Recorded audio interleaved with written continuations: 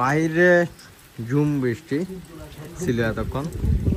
শহর থেকে দূরে একটা নির্জন একটা দ্বীপে অবশ্য দেখা গেছিল একটুর জন্য দ্বীপটা। ভাই কেমন ফিল হচ্ছে, কেমন লাগতেছে? খুবই ভয়ঙ্কর এবং সুন্দর দুটোই একসাথে।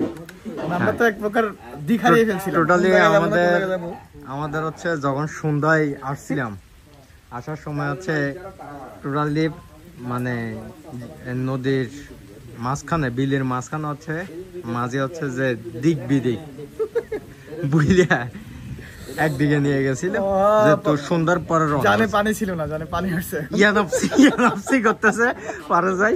তো এখন আমাদের রান্না বান্না কাজ চলতেছে, যেহেতু এখানে কেউই নেই, আমাদের রান্না বান্নার কাজ চলতেছে। এখানে সবকিছু রেডি হয়ে গেছে। তো এ হচ্ছে মাটির পাতিল, মাটির পাতিলে হচ্ছে যে খাবার খাবো।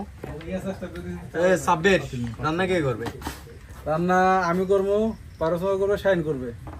তা আমি কি? তুই ভিডিও করবি, আপনি শুধু খাবেন। এটা কোন কথা? যাই হোক, রান্না সুন্দর মতো করিস যাতে খাইতে পারিস। ঠিক আছে। কি কি রান্না করবি? ভাত আর হচ্ছে মুরগি মাংস কষানো। আর কি?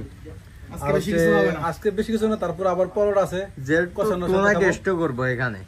অবশ্য নেটওয়ার্ক আছে, বিদ্যুৎ নাই। এটা আছে বিদ্যুৎ আছে তো, এটা বিদ্যুৎ না, আইপিএস চলতেছে, এই আর কি জেনারেটরের মাধ্যমে চার্জ হয়। এখানে কোনো বিদ্যুৎ নাই, পুরো পরিবেশ একবার কোলাহল মুক্ত, যেখানে জনশূন্য। এপাশে হচ্ছে যে লেক আর লেক অনেকগুলো। এপাশে এটা হচ্ছে যে কাপ্তাই লেক বলে। তো কি আর বলার,